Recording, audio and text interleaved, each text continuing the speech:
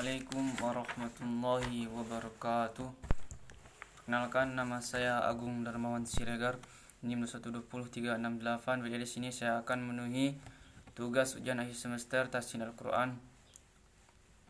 1. Soal yang pertama yaitu perbedaan antara iqlab, ikhfa hakiki dan ikhfa syafawi beserta contohnya.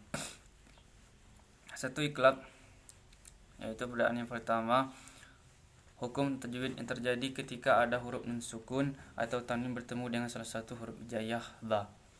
Hurufnya satu huruf iqlab yaitu ba.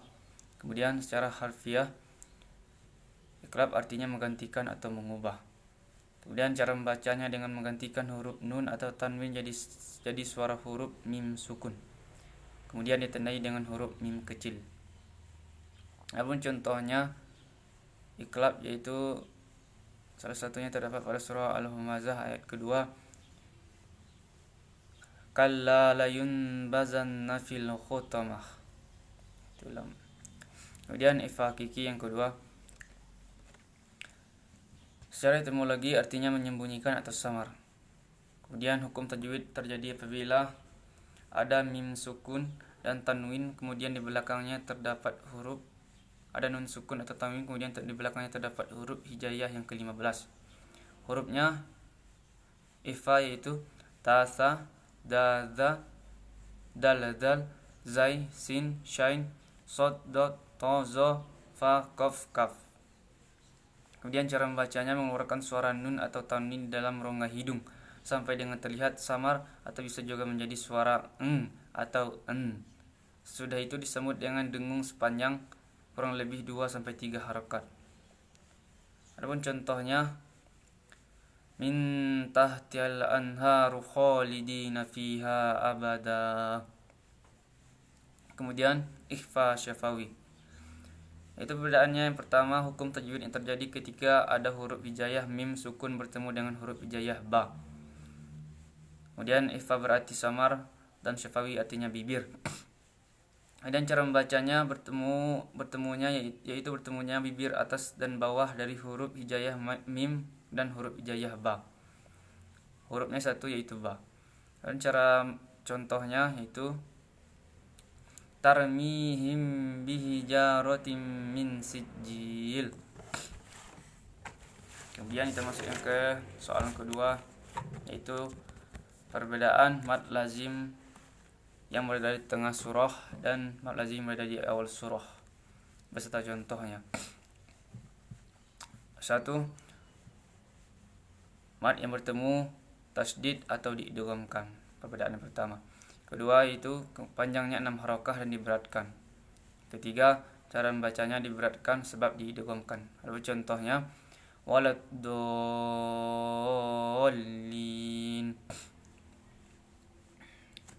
Kemudian mad lazim di awal surah yaitu perbedaan pertama, apabila huruf fawatih yang bila dipecah terdiri dari 3 huruf dan di tengahnya huruf mad dan huruf ketiga diidghamkan. Kemudian panjangnya 6 harakat dan cara membacanya ringan. Contohnya alif lam mim dan lain-lain. Kemudian perbedaan idgham mutamatsilain, mutaqarribain dan mutajanisain beserta contohnya. Yaitu perbedaan yang pertama, perbedaan yaitu melebur 2 huruf yang sama, arti idgham mutamatsilain. Kemudian idgham ini terjadi karena pertemuan 2 huruf yang sama sifat dan makhraj atau tempat keluar huruf. Ketiga, kemudian huruf dal bertemu dal, seperti huruf dal bertemu dal, ba bertemu ba, dan lain sebagainya. Adapun contohnya, qad dakhalu. Kemudian idgham mutaqarribain, perbedaannya yang pertama yaitu 1 artinya yang hampir. Kemudian pertemuan 2 huruf yang berhampiran sifat dan makhrajnya. Kemudian seperti ba bertemu mim, qaf bertemu kaf, dan lain-lain sebagainya. Lalu contohnya, irkam ma'ana. Kemudian idgham mutajannisain itu perbedaan yang pertama artinya, sedangkan artinya yang pertama itu yang sejenis. Kemudian pertemuan dua huruf yang sama mengharaj tapi beda sifatnya. Kemudian seperti ta dan to, lam dan ro, zal dan zo, dan lain sebagainya. Contohnya izzolamu, izzolamu. Kemudian soal ketiga yaitu cara membaca nun wasol, saktah, imalah, taklil, isyam beserta contohnya. Cara membaca nun wasol yaitu 1. Menyambungkan antara lafaz satu dengan lafaz lainnya. Contohnya yaitu pada surah Al-Humazah ayat 1-2. Wailul likulli humazatil lumazatil ladzi jama'a malan wa addadah. Kemudian saktah yaitu cara membacanya berhenti tanpa mengambil nafas. Adapun contohnya terdapat pada surah Al-Kahfi ayat 1-2. A'udzubillahi minasyaitonirrajim. Bismillahirrahmanirrahim. Alhamdulillahilladzi anzala ala abdihil kitab wa lam yaj'al lahu iwaja qayyiman liyunzira ba'san shadidan min ladunhu wa yubashshiral mu'minina alladzina ya'maluna as-solihati anna lahum ajran hasana. Kemudian imalah yaitu memiringkan bunyi fathah ke arah kasrah. Itu contohnya adalah surah Ad-Duha, Wad-Duha. Nah, itu kalau orang Arab bisa kebanyakan ini Wad-Duhe. Kemudian taklil suara antara fathah dan imalah, yaitu terdapat pada surah Hud ayat ke-41.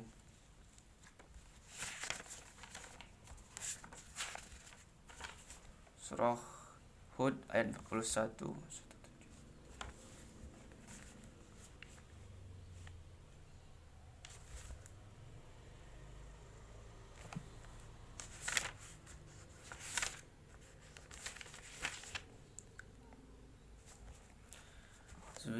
Bismillahirrahmanirrahim.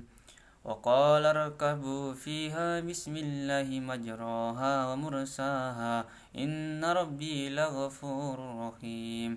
Itu taklilnya terdapat pada majraha. Kemudian isyam itu cara membacanya mencampurkan dhammah dengan bacaan sukun disertai dengan gerakan mulut dimajukan seperti saat mengucapkan huruf U. Itu contohnya terdapat pada salah satu contohnya terdapat pada surah Yusuf ayat ke-11.